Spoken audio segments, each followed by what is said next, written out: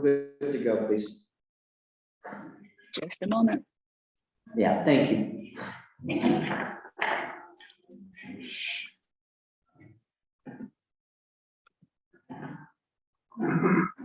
All right, we're good to go.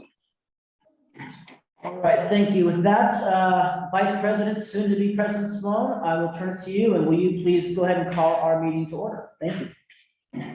Good afternoon, everyone. I'd like to say thank you for being here today, and I'd like to call this meeting to order, the March 2nd NIAA Special Board of Control meeting. So with that, if we can go to agenda item number 2, and if we could please stand for the Pledge of Allegiance.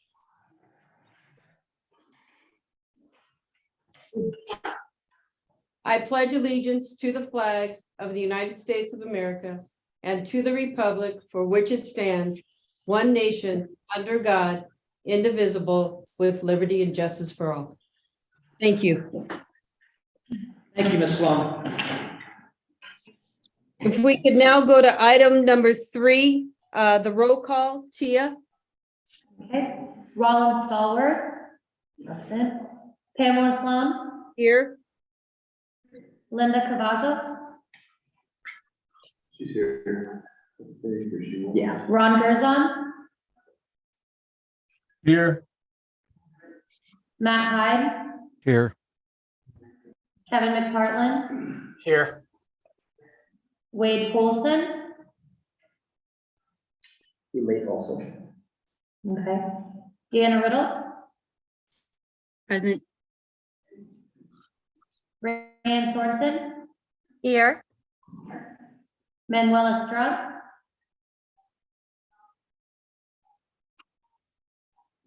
Alex Woodley, Russell Fett, Mike Strong,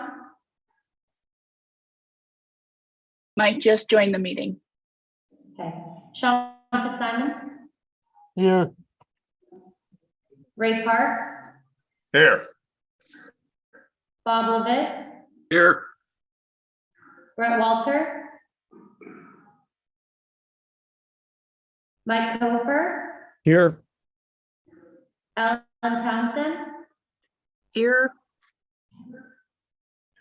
Leonard Barrera, our student, Yeah. Haley Hirsch, Did not see either of our students on there. Donnie Nelson, Here. Paul Anderson, Here. Jay Wiesmeyer, Bart Davis, Here. Lori Lotz, Here. Robert Northridge, Present. and myself, Tia Weber. Mike Strong is here. Okay, thank you. I would also like to say that we have left off Xavier Anthium.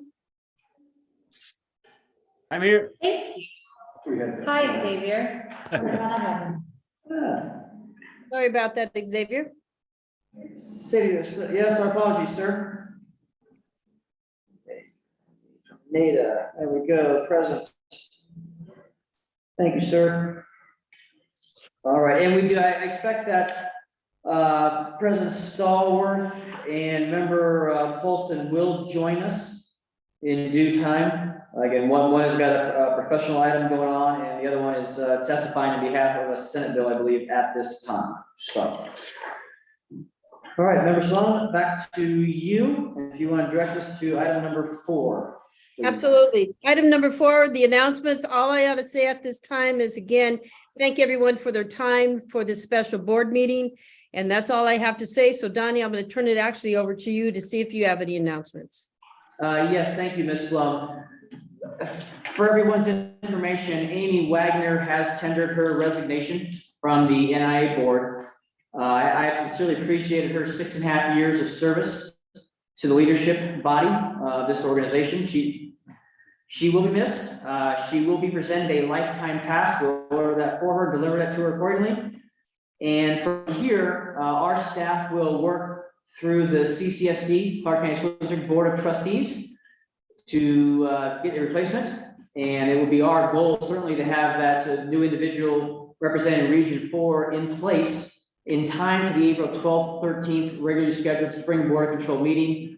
I know with trustee schedules and districts, sometimes it takes a little bit of time to get that agendized, to have a first reading and a second as an approval. So I don't know if that April 12th, 13th timeframe will be too aggressive, but our office will work on that immediately to get that going. With that said, Ms. Sloan, acting as president, I will turn it back to you. Thank you. Absolutely. Now, if we could go to agenda item number 5 on page number 5 for public comment. Let me read the statement. This time provides an opportunity for citizens to address the board about any matter not on the agenda. Items raised during this portion of the agenda cannot be deliberated or acted upon until notice procedures of the open meeting law has been complied with. Should a member of the public wish to speak on a matter not listed on the agenda, it is asked that the said person please complete a public comment card and submit it to the president prior to the opening of this meeting. A limit of 3 minutes per person and or 5 minutes of the for the spokesperson of the particular group may be imposed. It is requested that the comments be directed to the board as a whole. Comments that are determined to be irrelevant, repetitious, offensive, inflammatory, willfully disruptive, or deemed to be personal attacks will not be permitted. I would think at this time that Ms. Wonder, if you would read the public comments that you have. Absolutely. Yeah, and Tim, before you begin, so we have 3 public comments that are in your packet to be read into the record. And then we are understanding we have 1 individual who will be joining us for live comment as soon as Ms. Wonder is done reading the first 3. Okay. Thank you. My name is Matt Gerber. I'm the head football coach at Arborview High School. I have some concerns and questions about the legality of the proposal for football realignment that is to be voted on. It is from my perspective that today you'll be voting on a realignment proposal that seems to violate the Nevada Athletic Code. According to the NIAA policies for fall 2023, spring 2025 process document that is linked on the NIAA website, it states under classification, state championships that B, state championships, 1, a state championship in all NIAA sanctioned sports shall be contested in each classification, provided at least 9 schools compete in that sport in said classification. This is also listed in the NAC 3.86.766 and 767 or 767. State championships, NAC 386, 766, and 767. A state championship in all of the sports sanctioned by the NIAA shall be contested and awarded in each of the classifications, provided at least 9 schools compete in that particular sport. Source: NIAA's realignment procedures. The proposal you are voting on today clearly violates the NAC as Class 5 Division 1, and we have 7 teams in the entire state of Nevada. In order for this to pass, we would have to violate the Nevada Athletic Code. There needs to be clarification on how this can legally be done. As a football coach in CCSD for the past 28 years, I have a vested interest in the well-being of Southern Nevada high school football. With that being said, the process of this realignment has left me and other coaches wondering where our support is at. The proposal you are voting was not presented to the Southern Nevada Football Coaches Association for us to discuss. We did discuss and look at other proposals that were put forth to us. We did come to an agreement as an association with the backing of the CCSD principals on a 10-team 5A league where all teams would be required to play each other in league play. This proposal was put up against the 11-team 5A league with an open playoff format for the top teams. The top 10-team 5A league proposal was favored by all. When it came time to push this through in order for your committee to vote on it, this 3-division 5A proposal was placed next to it. A new vote to the principals was sent out to vote on which of these 2 proposals they wanted. The SNFCA was not able to meet as a group in time to discuss the ramifications of this new proposal, which we had not seen. Finally, schools voted without knowing the legalities of this new proposal. The realignment committee was told that this process was legal, though no one asked how. Before you vote on this proposal, it would seem that the question of legality of this proposal be asked and shown. It is only right if you're going to pass a proposal that violates Nevada Athletic Code that a legal reasoning be stated justifying such action. Matt Gerber, head football coach, Arborview High School. Moving on to our next one. Shane King. Dear NIAA board members, thank you again for hearing my public statement in regards to Cimarron Memorial Football, and thank you for listening to our concerns. During the last NIAA meeting where we applied for our appeal to move down to 4A, we were denied based on the rubric. Also during that meeting, it was stated that 5A1 will not play against 5A3 schools. If you look back at our current schedules created by the SNFCA, 5A3 schools are forced to play 5A1 schools due to the awkward number of teams between leagues. For example, Cimarron Memorial opens up to Silverado High School, Desert Oasis, and has to play Shadow Ridge High School and Legacy High School.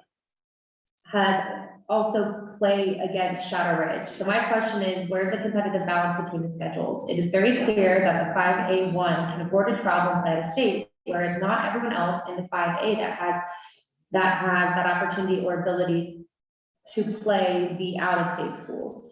By the 5A1 playing these out-of-state schools, it makes the remaining 5A1 schools play the remaining 5A divisions, such as 5A2 and 5A3. Does this also mean our highest division of the high school football, 5A1, is only playing for a Las Vegas championship where everyone else plays for a state championship? Our original realignment meeting 2 years ago stated that a team cannot move 2 divisions, but the current rules state that a team is eligible to move 1 division with the exception of football. Why is football the exception? In Southern Nevada, Centennial High School, Canyon Springs High School, Palo Verde High School, Legacy High School, Durango High School, and Sierra Vista High School all moved to 2 different divisions. This is something that should have been equally passed and discussed between Northern Nevada and Southern Nevada's Coaches Association respectively. Based upon the current projection of the leagues, one can argue that the current classifications for 5A1 and the 5A2 can be justified as 7A and 6A respectively. However, without the passing and acknowledgement by the NAC, we are subjected to the current label. How is this respected or acknowledged by Title IX? Title 7. If this were what happening in football and every other sport that needs to have the same placement justification to respect the Title IX policies that are currently in place, by having 3 possible 5A championships for not only football, but all sports, that creates too many state championships and also takes away the value of the state champion. State champion is the best team in the state because they have earned that right. With the current model of how it now regards to football, our state will crown 7 state championships or champions in a single sport. I can understand the Gorman arguments and the other people pleading for a case of their individual school, but to have this possibility of 7 state champions, are we avoiding people having to play Gorman? We pleaded our case and we cannot play the higher 5A schools due to athletic participation, school enrollment, and community financial purposes, but we have that ability when we play teams that are in the same circumstances that we are in. With the school and community, we're not pleased with the decision to be placed in the 5A, especially when Canyon Springs and Centennial were moved to the 4A division. We're also not pleased with the fact that Rancho High School won their appeal and moved to 4A with an 8-10 record after 2 years. Where after 2 years, Cimarron Memorial went 8-12. With Rancho playing less games, they have a higher winning percentage in Cimarron Memorial. But they won their appeal, and we unfortunately lost ours. The only argument in response towards our appeal was Gruber. It would seem that we've lost our appeal based on wins and losses, which is understandable. The tiebreaker should have been by a win and loss percentage, which Cimarron Memorial has a lower winning percentage. Members of the board, thank you for taking time to read our response and our concerns. Understandably, this has been a long process for board members, CCSD, administrators, and coaches that have been involved with the process. Thank you for answering and listening to our questions and concerns regarding to alignment. Sincerely, Shane King. And our final one that I have, to whom it may concern. After listening to the realignment committee meeting where they are proposing the new alignment, I believe there are inconsistencies with the new leagues and how teams are being placed. The realignment committee voted yes to Mr. Nelson's proposal to be voted on by the board. Mr. Nelson plan calls for the addition of 2 more divisions above the current 5A division. Mr. Nelson has said that it is still the same division, but how is that possible as the plan will crown 2 additional state championships within the same 5A league? If the new 5A 1, 2, and 3 are the same divisions, then teams did not move up and down each year. The plan has basically created a 6A and a 7A division. According to the rules of realignment, that no team can move up or down more than 1 division in 1 realignment cycle is not being followed. This would mean that multiple teams in the 5A1, 7A, and the 5A2, 6A, have moved more than 1 division in a realignment cycle.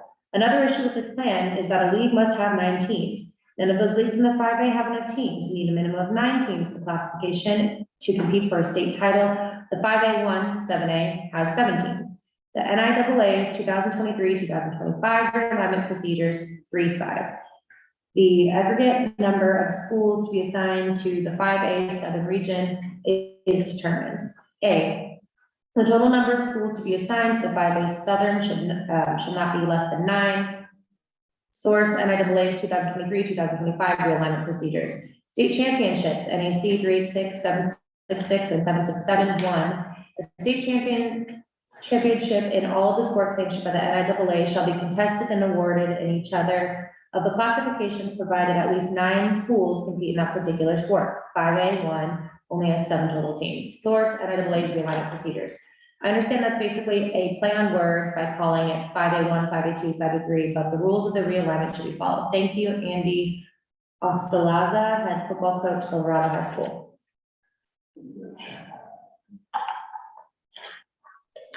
All right, we will, we have one speaker for live. That is Rich Morocco, athletic director football coach from Liberty High School. If we would please let Mr. Morocco into the room.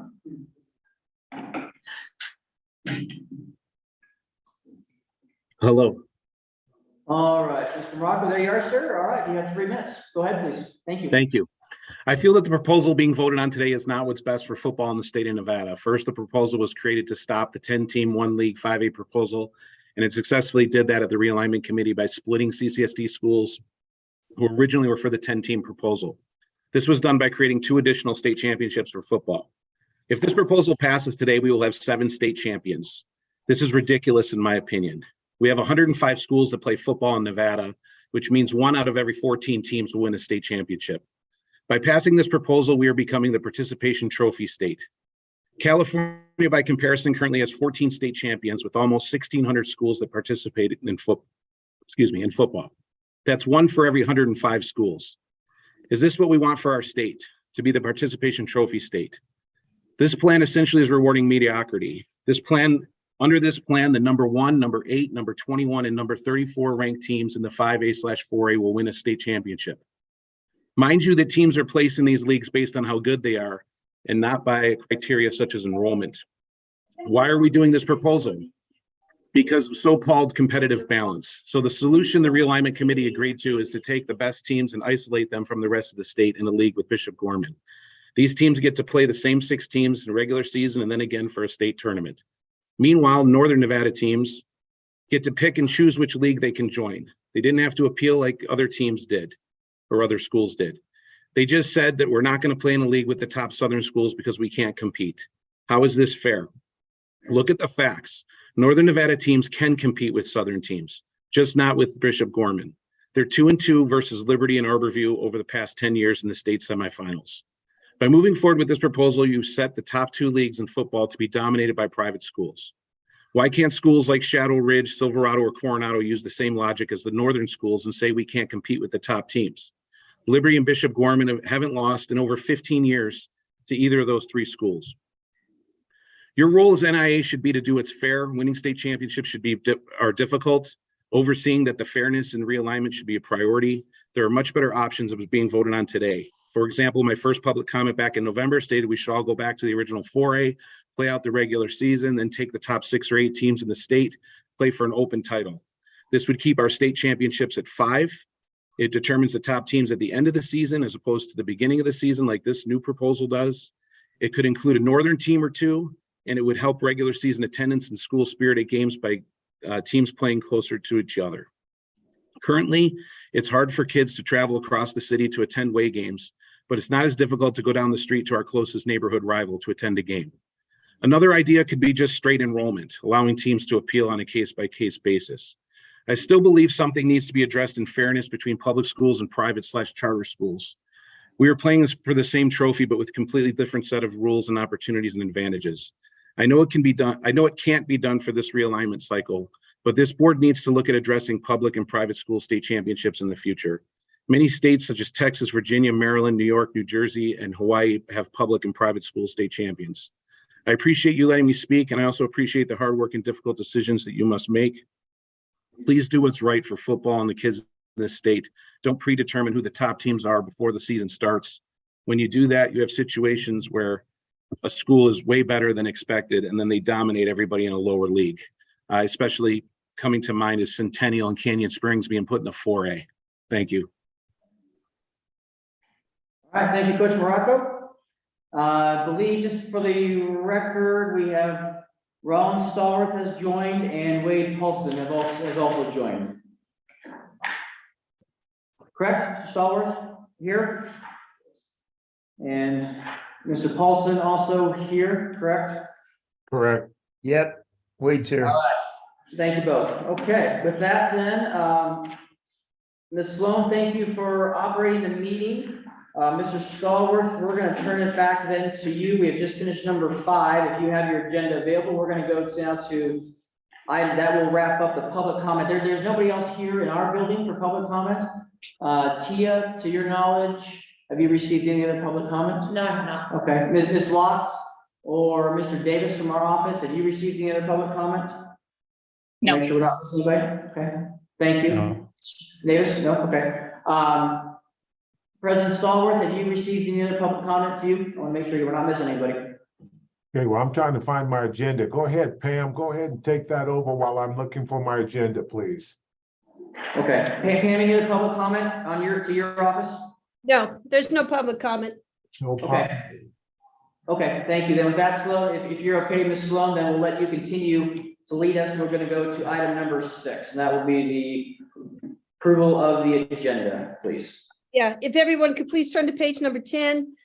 This is for an approval of the agenda for the March 2nd, 23rd NIAA Board of Control meeting for possible action for approval.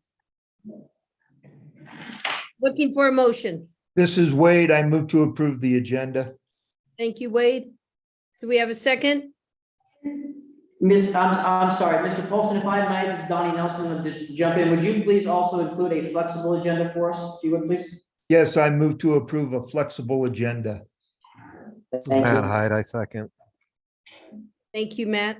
Thank you. Okay, any questions, comments, discussion before we proceed? Who's the second?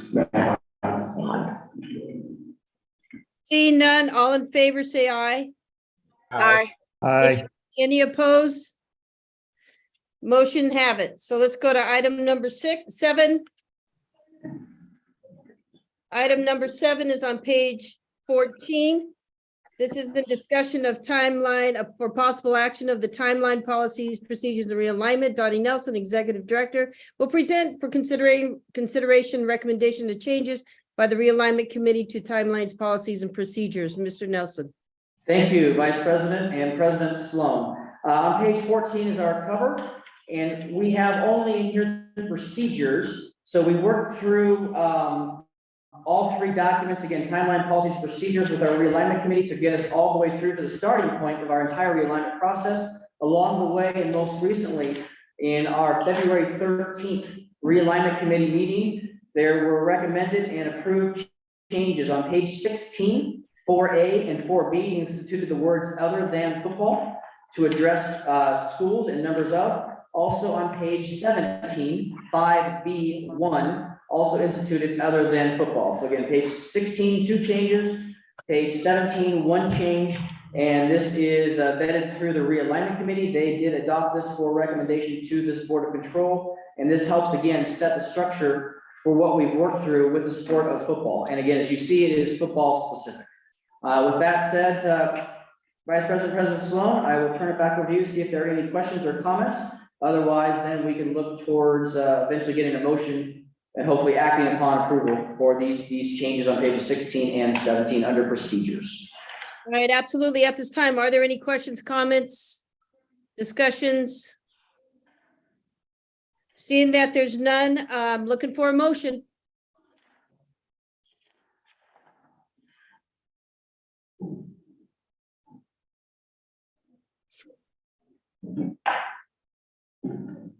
Again, we are looking for a motion. If you want to take a minute to review the documents in front of you. Ann Sorensen, I motion to approve the NIAA's 2023-2025 realignment procedures. Okay, we have first, do we have a second?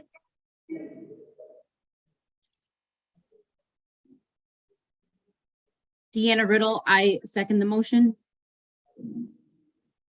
For the, 2023-2025 realignment procedures.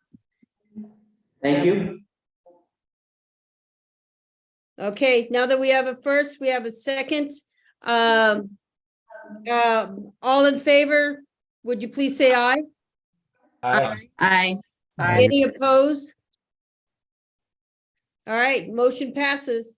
All right, Mr. Rollins, I am turning it back over to you. Okay, good. So that concludes agenda item 7. Thank you, Pam. Appreciate that.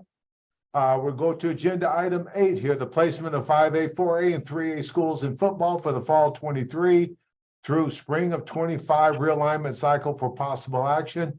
Donnie Nelson will present for consideration to the realignment committee's recommendation for alignment of 5A, 4A, and 3A schools in football for the fall of 23 to the spring of 25 cycle. Donnie, you're up. All right, thank you again, Presidents Stallworth and Sloan, and being a team. Starting on page 21, that is our cover page. This is the process we have worked through for quite some time with regards to football outside of other sports that have been approved in the process for fall sports. And this is approved by and adopted for recommendation to the board from the realignment committee. That happened on February 6th, as noted on the first page, on page 22. And then we went through a hearing on February 13th. See if there are any appeals. We've done, I feel like, a very due diligence and process in this. This dates all the way back to many realignment committee meetings, including having votes on 3 proposals dating back in January. We vetted it down to 2 proposals, and then we got that to the realignment committee, and this was the proposal that's been forwarded since then. So 5A Division 1, 5A Division 2, 5A Division 3. Then we got that's on pages 22 and 23 respectively. And then the Class 4A, which is a standalone Southern classification, along with the 3A South, which is enrollment protected schools. That's on page 24. And then on page 25, we have the 5A Division 2 North, 5A Division 3 North, and also the Class 3A North, which again is enrollment protected school. So this is where we've been. I've said in the beginning that this was football focused. This doesn't have anything to do with where we may go or may not go with winter and spring sports. Once we start those processes through the realignment committee, it's starting next week with winter sports. Wow, yeah, it's been quite a process. This was really born out of the idea that came from a proposal that was originally touted as being unanimously approved by CCSD principals, and that was to have a breakout or an open division playoff. We obviously struggled in that meeting moving forward. There were some then contradictions, let me say contentions within the membership of football playing schools at the 3A, 4A, and 5A level. Again, I always apologize to our 1A and 2A brethren in here because it hasn't had anything to do with 1A and 2A. This has been middle and large school enrollment classifications only with dealing with the sport. And this is where we are. So I don't know that it takes any more discussion to that. I'm certainly, once we get to that point, we have opened the forum for board members and liaisons to ask questions, but you see what's on the table. And this is, we feel like we're within line for what we can do within our policies and procedures. I feel sad that this may or may not be something that will stand the test of time. It may or may not be something that will be looked at again in 2 years of this process or doing something else. But this is in place for 2 years. And it does include some movement after year 1 in all of our 5A and 4A divisions. I guess I'd use that, or links. It's something a little bit different, something creative. Our survey results indicated that the large majority of our membership of football playing schools in 3A, 4A, and 5A were in favor of this. So that's how we are. So President Stallworth, that's all I've got. Turn it back to you, sir. Good. At this time, we're looking for a motion. Rollins, this is Member Cavazos. I believe that we still have it open for discussion before a motion is made or any questions. Is that correct? Yes. Are there any further questions or discussions?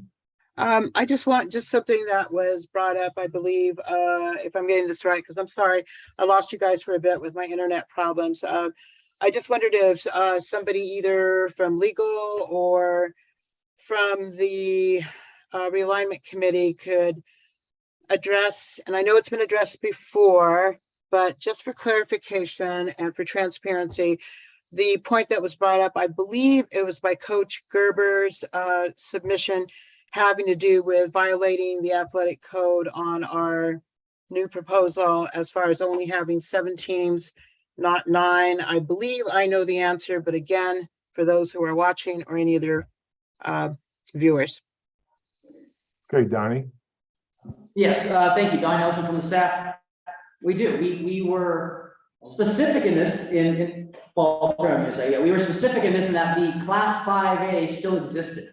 It is not a class 6A, it is not a class 7A. Being designed in the class 5A to be able to have breakout formats still puts us in a total number of schools that are within the class 5 and the class 4A and also in the class 3A as well. And that we've structured something that was originally conceived by our Clark County principals as having an open division type of playoff. It really fits that model. And we did in the original meeting back on January 9th, I believe it was, that we looked at this being able to do within our association. It just advanced from that original proposal that Mr. McPartland and Mr. Gerzon presented to this. It took a lot of time to I guess, acquiesce through the process to get to where we are now. We have seen multiple proposals that have been touted, and this is where our realignment committee has put us. So with that said, Mr. Anderson, as our legal counsel, anything you wish to add? Sure. I'll add, Donnie did ask me when we first got into this issue, as we were going through the various realignment committee meetings, to look at the issue from a legal standpoint to determine whether or not we could do it.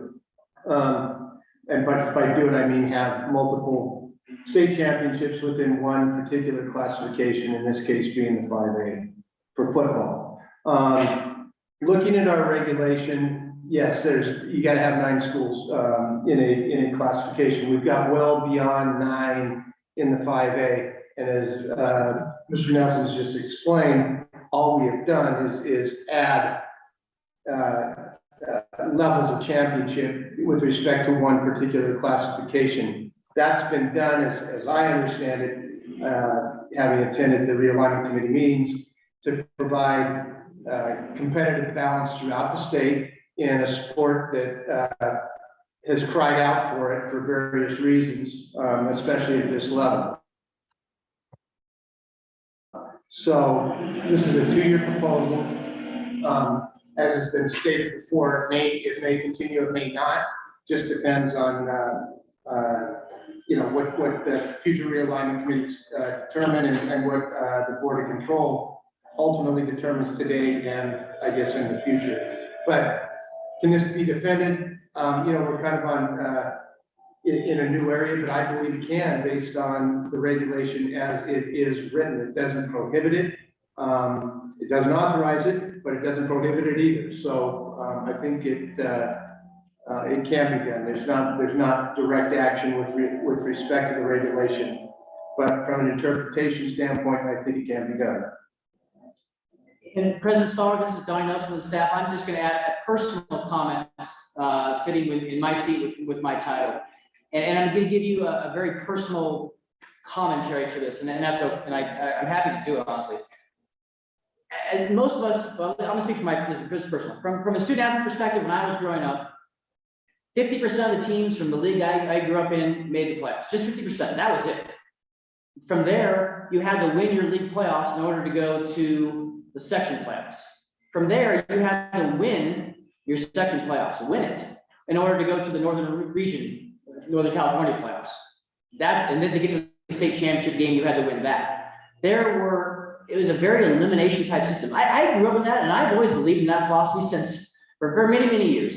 Something came over me in that with the cries of trying to get more teams involved, trying to have coaches be able to relate to their student athletes to say, look, we're not eliminated from the playoffs. We've got a chance to stay involved with us all the way through the regular season. There is still something to play for. And not having kids, student athletes check out early when they go, hey, we've been eliminated in week 5 of the season. We've still got 5 weeks to go. What now? This gives everybody an opportunity to continue to play for something. And also, right, wrong, or indifferent, a little bit of an NCAA college model with what we've got in leagues and different sports, and even football, and the number of bowl games that are offered. This does give coaches an opportunity to continue to develop their program in a postseason format. Now, granted, we'll look at the 3A North and 3A South here when we get to the tournament format item, but all in all, have I changed my personal philosophy for one sport as a trial, to say, yeah, you're right, we are gonna get participation medals out. Maybe it'll work, maybe it'll be a good thing for 2 years, or maybe it won't be, right? Maybe we'll go back and like, you know what, we tried to give everybody a participation medal, they played through the regular season, they got a playoff game, we kept kids involved, but it didn't work. Maybe that works this too, we don't know.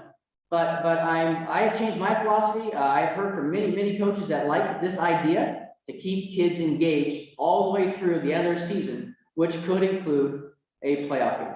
So with that, Ms. Caballos, did we answer your question? Yes, and I appreciate, and again, sometimes just kind of slipping into my usual trustee role of clarifying for anyone who may have questions about concerns that are submitted. I think it's very helpful to have those elaborations. And Donnie, I appreciate your being willing to share your personal perspective of how your philosophy has changed. And that's the same kind of illumination format that I grew up in too. So I can identify with that. And the only other thing that I have received a lot of emails on, and this has been addressed over and over and over again. So I've tried to address it the best that I can individually. And that is to assure folks that coaches did have input. There are people that are not ever going to agree on how much input they had or when it was presented, et cetera. So I'm just kind of like the devil's advocate right now, making sure that we are being respectful to people's concerns. And I agree that this is something that, you know, it may or may not work. And I know that for years, we've been looking at the sustainability when we put something in place. And Donnie, I think you said the truest phrase of anything, we don't know. So I think that my questions have been answered. And so Paul and Donnie and everyone, I appreciate your patience. Thank you so much. Thank you, Linda. And I'd just like to add that we sure did have this lengthy conversation in our realignment committee meeting. Those were issues and questions that were brought up by several of our committee members with realignment committee. And it took a while to get to this point. But again, those were questions that that legal and Donnie had to deal with on a regular basis as we were meeting and trying to get this taken care of. And that's why this ended up coming out the way it did, was based on the fact that we did have to go through some information and bylaws of the realignment committee and all that to see if this could even take place. So thank you very much for that. And for those people who are out there that were wondering, how did we get to this particular point? Thank you. Thank you, Rollins. And again, the underlying thing here for me anyway, is that what is going to be best for all kids. And, you know, there may be some differing viewpoints, but, you know, this is where we are. So thank you again. Thank you. Any other questions? Hey, Mr. Rollins, this is Ellen Townsend, officials liaison. And I'm not really sure if this is the appropriate place to ask the question, or I'll toss it out there. And if it's not, you all can tell me. If this proposal is approved, how many additional playoff and championship games are there? And then what is the estimated cost to the NIAA for these additional games with respect to the facilities charges, security, you know, officials, and other admin expenses? And then finally, is there any kind of estimate or an anticipated additional revenue that's been developed for these additional playoffs? I know we have hometown ticketing and they get a cut. I'm just curious. So that's my one question, and it's really three. Okay. Yeah, Donnie Nelson from the staff. So Ms. Townsend, yes, there will be additional playoff games because of the way that the 5A has been structured. And again, trying to incorporate all teams into postseason contests. Will that increase our costs for officials and paying for staffs? Yes, of course. Will it increase revenues? Yes, it will, of course. Football is a revenue sport for us. If there's an inherent question about, is the basis of this to generate more revenue for the NIA? No. I just throw that right now. That is not the basis of this. That's not the reason for it. Again, it is an experiment with one sport for the philosophies we just discussed. And we feel confident that the NIA certainly can facilitate that. Right? We will have schools that will be hosting games and maybe otherwise wouldn't host a playoff game because now they're going to be in the playoffs. Football, I always use it, gosh darn, right, wrong, or different, right? Football is one of the fabrics of a high school community. It is those Friday nights and those Saturday afternoons that rally communities together. And with this structure, between the 3A and the 5A, I think you're going to find that without no disrespect in any way, shape, or form to the other sports, because most people know, I was a basketball player and an individual sport athlete, cross country and track and field in my day, through colleges, etc. When I saw that, wow, football right? But I love that even as a high school athlete, even as a college athlete, school communities, because of the sheer volume of attendance from family and friends. And Is anyone else having audio issues? Absolutely, yes. I'm having Yeah. audio issues of hearing you, Donnie. It's a Wi-Fi issue in the NIA office, I believe. uh-oh. Turn off your Wi-Fi if you're in this office real quick on your Okay. phones. All right, hey, can anybody hear me now? Give me thumbs up, or we'll try again in a second. Thumbs up if you can hear me. Yeah, you're good, Mr. Nelson. The issue was you were breaking up because of the quality of the upload speed. So we were kind of hearing jumbled sentences coming from the office. Okay, well, hopefully this is a little bit better now. Again, I know how much you heard or didn't hear, but I think football being a fabric of a school community, again, with no disrespect to the inter-team bracket sport, no disrespect to individual sports, which I went through, at the college level. Football does generate that attention, that interest from media, from family, friends, from the student body, unlike any other sport. So whether this is positive or negative financially, the NIA, the way it creates an excitement and an anticipation, especially when we talk about a relegation and an advancement system after 1 year, I think it's going to be a whole lot of fun to see. Will it help the NIA financially? Probably a little bit. But again, in case you didn't hear that is absolutely in no way, shape, or form the basis of why we're doing this. This is not about financial revenues to our association. We will spend money, we will make money. Our schools will have workers at games, and I think we're going to have a great deal of excitement to see how it goes. And again, as I've said, whether it works through 2 years or doesn't work in 2 years, we're going to find out. Will it be the basis of other sports down the road? Who knows? Who knows? That's not the intent at this point, heading into winter and spring realignments. This is a football-focused proposal, and we got here through the various methods which said, from our membership, this is what the membership wanted. All right. President Stahl, I'll turn it back over to you, see if there's any other questions, comments, and we'll continue on with item number 8. Rollins, can I make a quick comment? Yes, Kevin, go ahead, please. Kevin McFarland, Region 445 South.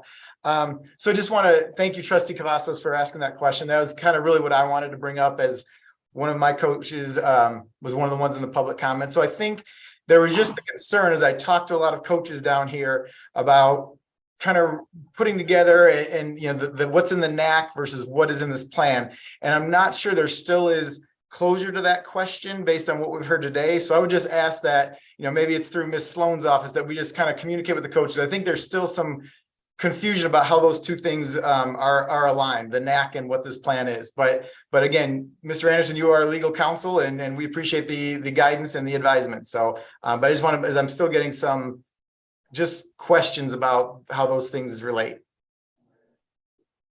Well, I'm happy to answer those, and if you wanted me to prepare an opinion for your coaches or whatever, I'm happy to do that.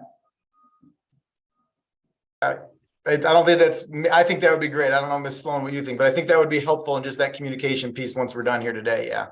Absolutely. I agree with that. Thank you, Paul. Okay. Mr. Stallworth, back to you to direct traffic, please. Well, with that said, then we need some actions on the board. This is an action item. So I'm looking.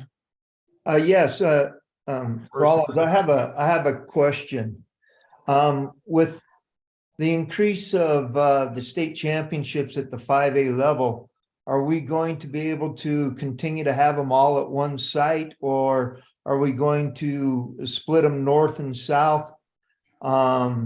Again, how's that format going to work in the future? If we're adding 2 more games, it seems like we won't be able to do them all on one day. Yeah, Mr. Paulson, I can answer that question. Donnie Nelson from the staff, right, we have multiple championships. We were not going to be able to hold 5 championship games in Allegiant in a day anyway. That wasn't gonna happen. There's still no guarantee that we have Allegiant for another year, 2 or 3 either. We're continuing to work with the Las Vegas Raiders, and there's a lot surrounding that. So, the unknowns, right? Number 1, can we get 1 day at Allegiant? Can we get 4 games in there? Can we get 2 days and have 3 games and 4 games?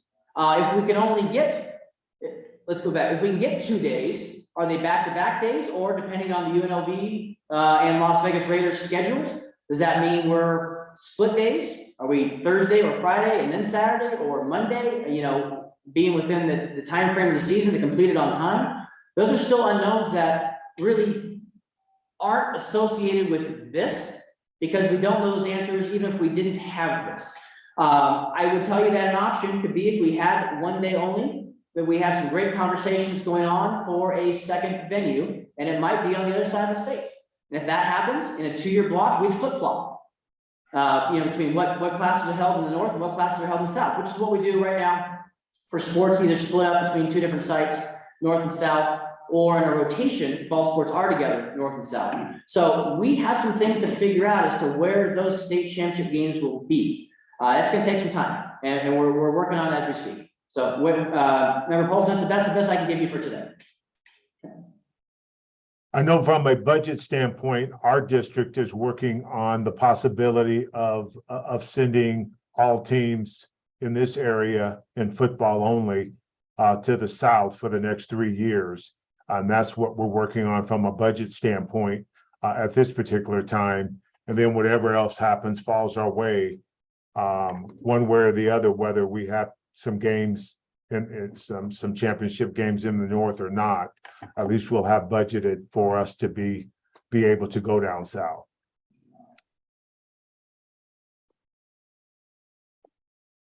Any other questions? Okay, still, we're looking for. Hi, this is Deanna Riddle from Region 4. I motion that we accept the realignment committee's current recommendation for the alignment of the 5A, 1, 2, and 3, 4A, and 3A schools in football for the fall of 2023 to spring 2025 cycle. Thank you, Ms. Riddle. We have a first. Do I have a second? Kevin McPartland, second.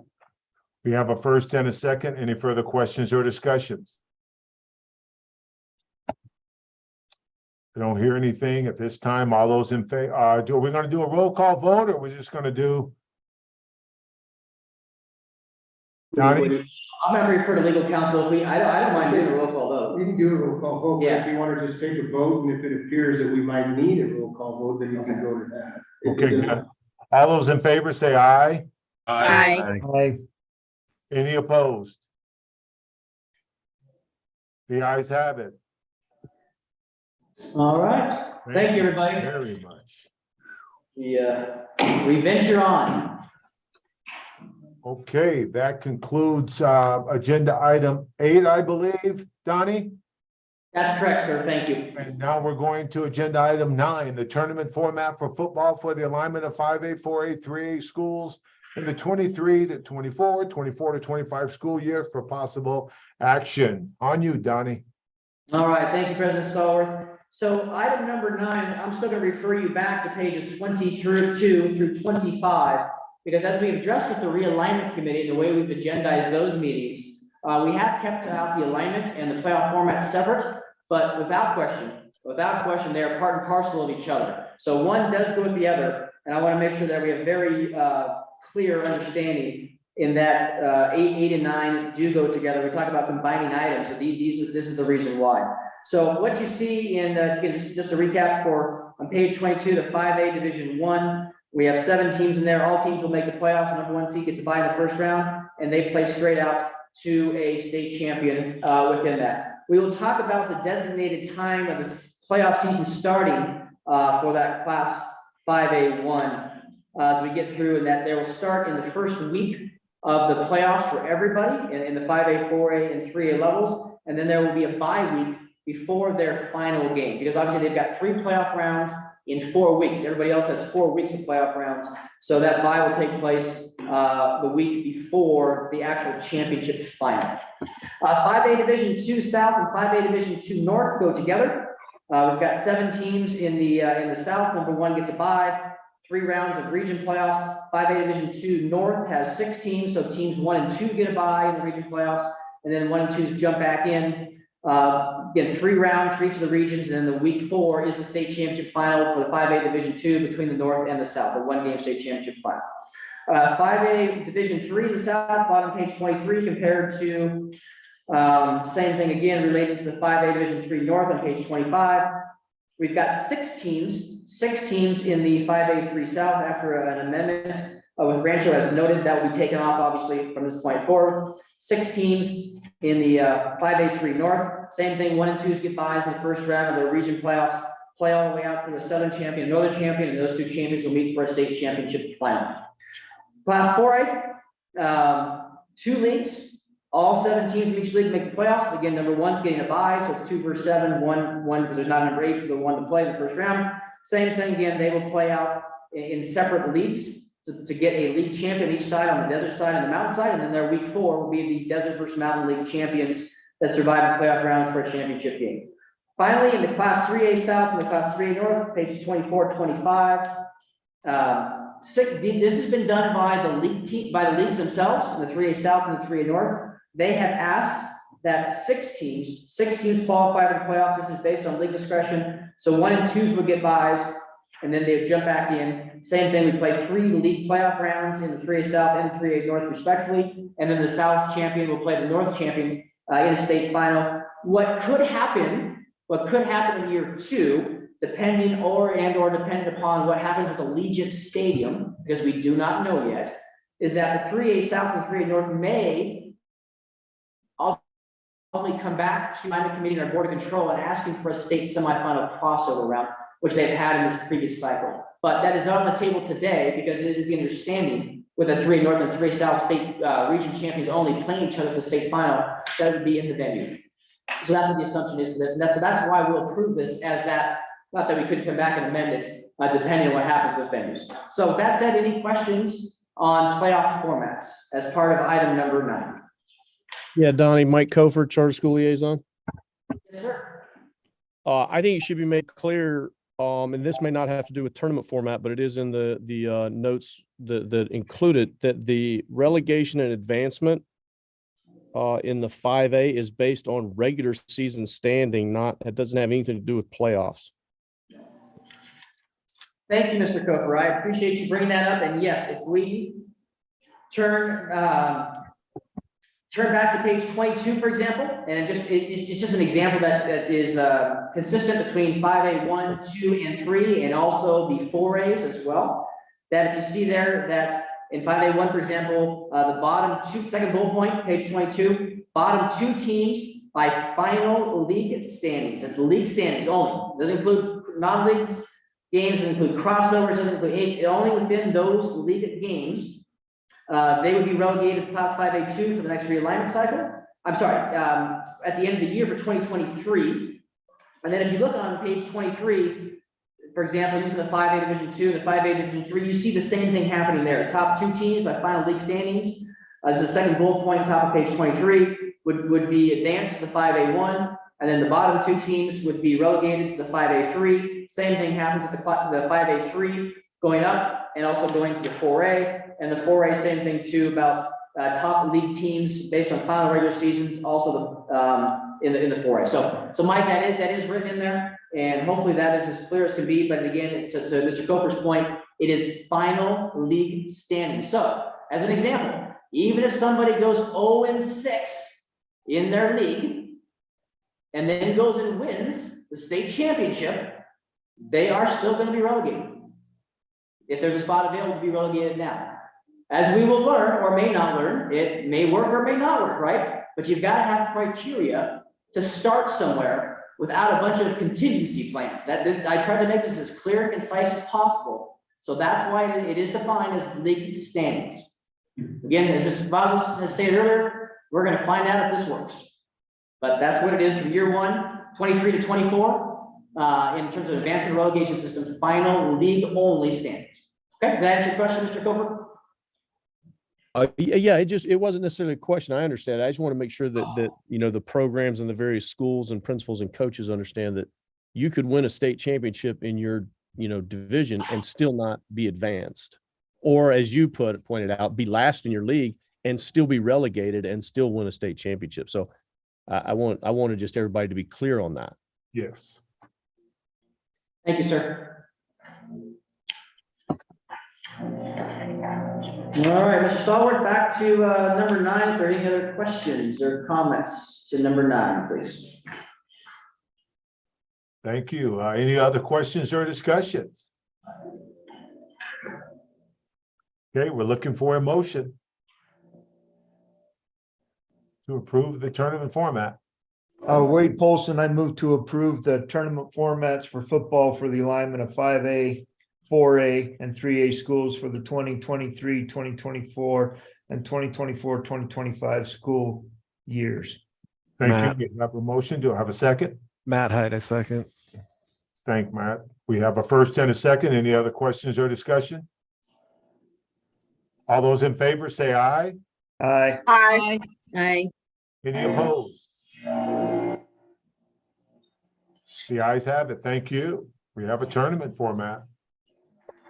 All right, thank you, sir. Going on to agenda item 10, Southern 4A, 5A realignment committee position for possible action. Donnie Nelson. Yeah, thank you, Mr. Stallworth.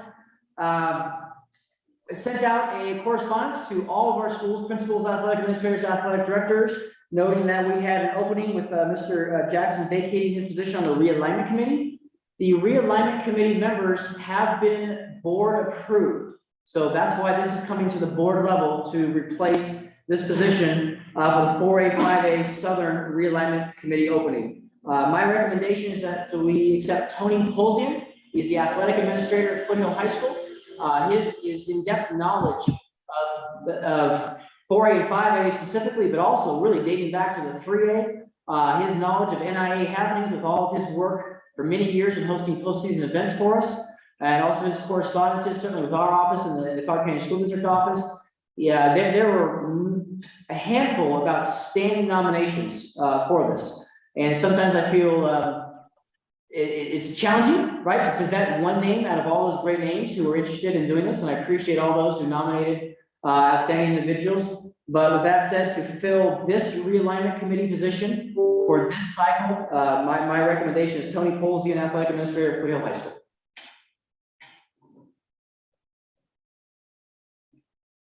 With that said, President Stallworth, we would look for any questions or comments first, and then ultimately, obviously, this is an action item, so we need a motion, a second, and then a vote. Okay, good. At this time, are there any other questions or discussions? Or we're looking for a proposal? I mean, Hey, Rollins, this is Pam Sloan. I fully support having Tony replace Tim on the realignment. I think he brings a lot of experience, knowledge that would be extremely beneficial to the committee. So absolutely, if possible, I'd like to make that motion for Tony Polzian. oh, thank you. Is there a second? Member Cavazos, I will second Ms. Sloan's motion, please. Thank you. We have a first and a second. Thank you very much. Any further questions or discussions?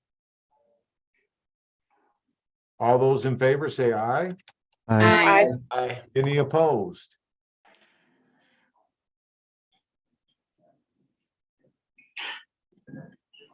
The ayes have it. Thank you very much. Hey, Pam, call back to my meeting.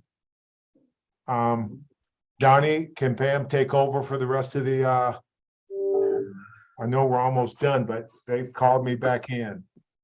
Yes, please. President Sloan, I'll turn it back over to you. Thank you, President Sloan. Absolutely. Thank you, Rollins. If Thanks, everybody guys. now, if everyone now would please turn to page 28, agenda item number 11 for the new physical update. Donnie Nelson, if you could please take over. Yes, thank you. Don Nelson from the staff. We received what we call update number 5 with regards to our physical forms. And it wasn't a structural change in the document. It was more of some context changes. I'm going to turn it over to Lori Lotz, our assistant director. She's going to explain some of the feedback that she's received from our schools with regards to this update number 5 and how it has come about. Again, to be clear, we have all the physical forms approved. They are in place. This was to replace one of the forms within the entire series of physical forms. But Lori will explain where we're headed with this and why we may need to just hold off a little bit. Again, not that we're in trouble with anything, not that anything's not in place, we're fine. But just in a replacement type of issue, we may be wanting to wait just a little bit. Ms. Lotz, if you would please, I'll direct it to you. Thank you. Hello. So on this form, what had changed is the pre-participation physical evaluation. It's one of the forms that is filled out by the family and it stays with the physician. What they changed on it is basically the top portion that describes who gets the form. And so they're changing this form to kind of be the interim every other year form instead of an annual form, but everything else pretty much looked to stay the same. What I am hearing from schools, most of them are using this form. It's been a fairly smooth transition to the new form, but there are two concerns that I've heard from many schools about on the form, particularly the part that comes back to the school. The one page, there is no date of physical field on that form. There's just the date the doctor signed it. And then a lot are concerned because the previous form had the physician, they had to put in their license number. And that's not on the new form. And so schools are really nervous about both of those being missing, particularly the date of the physical. So I know I told them we would talk to the Board of Control about those and see how the board felt about this. Thank you, Ms. Lotz, and I'll jump in. Donnie Nelson from the staff.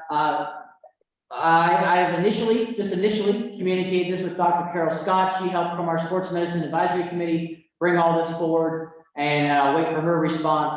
But it is our staff recommendation at this time that we table this particular form until we address those two concerns and rectify them for official replacement of this particular form. And I think we're fine in handling that at the regularly scheduled spring Board of Control meeting, April 12th and 13th. It's not of the essence to have an emergency board meeting for this, because again, we already have a form approved that is in place. It's just replacing something that comes out, sometimes a year, sometimes 5 years, who knows? It just happened to come out at the time after we had just approved the form. But we want to get it right. But Paul Anderson, legal counsel, what you need to do is take a vote, in essence, to rescind the vote approving this form so that you can reconsider these items and then re-vote on it. Is that what you're saying?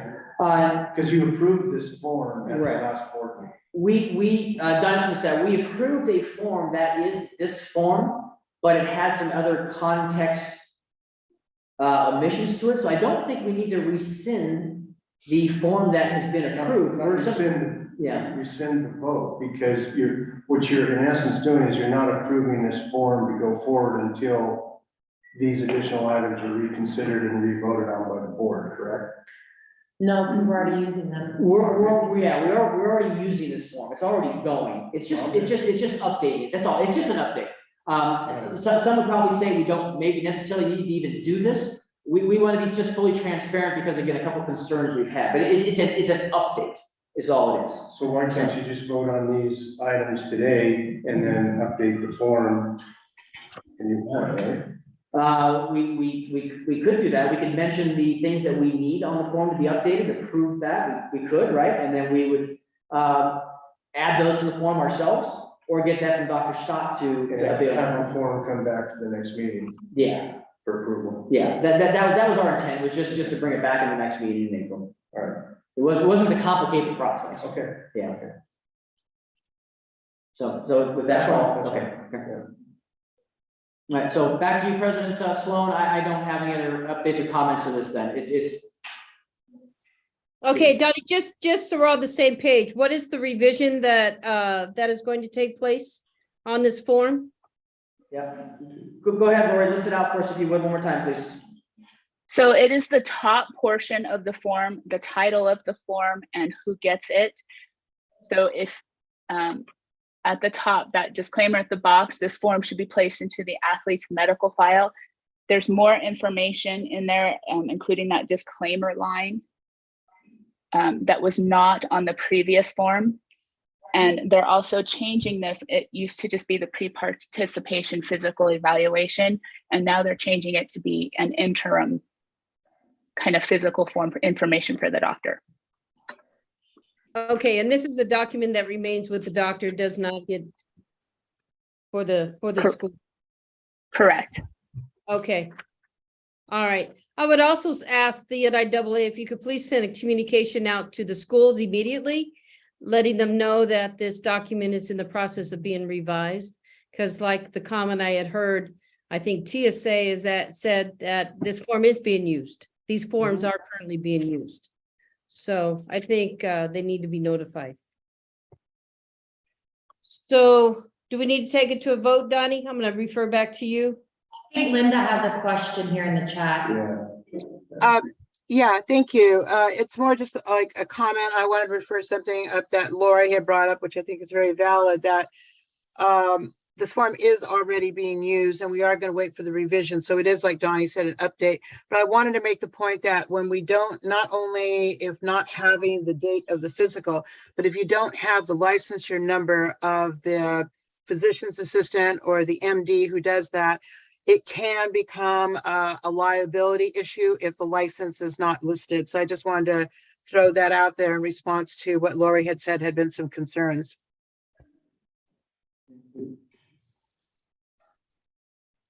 Thank you, Member Caballos.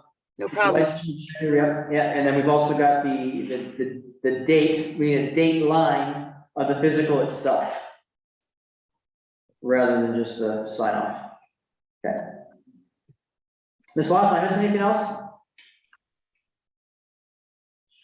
No, that was it. Okay. So again, it is my recommendation, we do not take action on this today, we bring it back in the springtime. We're still okay. Okay, do you still plan to send a communication to schools? Yes, we can do that, certainly. So the format's in place and is presented right now is in effect. We may have an update that would be instituted as soon as April 13th, 14th, the day after the approval at the board level, with context changes. That would be it. So for now, to be fair, because this is what I used to have to do, are they expected at the school site level to go off the date that the doctor signed that paper and assume that's the date of the physical until we get this updated? Yeah, yes, Ms. Wendell, the answer is yes, that's what it is, right? Because that extra line doesn't exist at this time. Yeah. Good question. All right, anybody else? All right, Brother Sloan, then I would, Paul, Doug, do you want a motion to table or anything? Do you suggest that? I just thought that if these are the items that need to be changed, and Lori's identified what those are, if the board's comfortable with those, I would vote on that now, and then you can bring back at the April meeting, the form that reflects these changes, and the board can approve that form and off we go, as opposed to possibly not approving the form until June. Okay. Okay, no, that makes sense. So, Member Sloan, then we will direct it back to you. It is a recommendation of legal counsel that we do approve the form with the noted changes that are going to be made. And then the form is already approved. Yeah. Right. What we are voting on are the additions that will be placed into the form and brought back for review by the board at the April meeting. Okay. Okay, so at this time, we need a motion, as Paul just stated, in regards to the form with the additions made to the form and brought back to the April board meeting. Do we have a motion? I move Rand to, Sorensen. Oh, go ahead. sorry, Wade. I'll second. All right, Rand Sorensen. I motion to add the addition of a physical date line and a provider licensure number to the physical form. Second, Wade Polson. Okay, any further discussion? All right, questions? All Wait, right, I just have one question. On this pre-heart participation history form that goes to the doctor, are we changing, updating that too as well, or just the form that goes to the school? I would like to amend my motion, Rand Sorensen, and to also approve the disclaimer at the top of the pre-participation physical evaluation form that is kept in the athlete's medical file. Does that work, Lori? Yes, that's good. Thank you. I'll amend my second. thank you, thank you. Thank Any you other, both. any other questions or comments? All right, we'll take it to a vote at this time. All in favor, say aye. Aye. Aye. Any opposed? The ayes have it. Thank you. Right, let's go to page 31, public comment again. This time provides an opportunity for citizens to address the board again about any matter not on the agenda.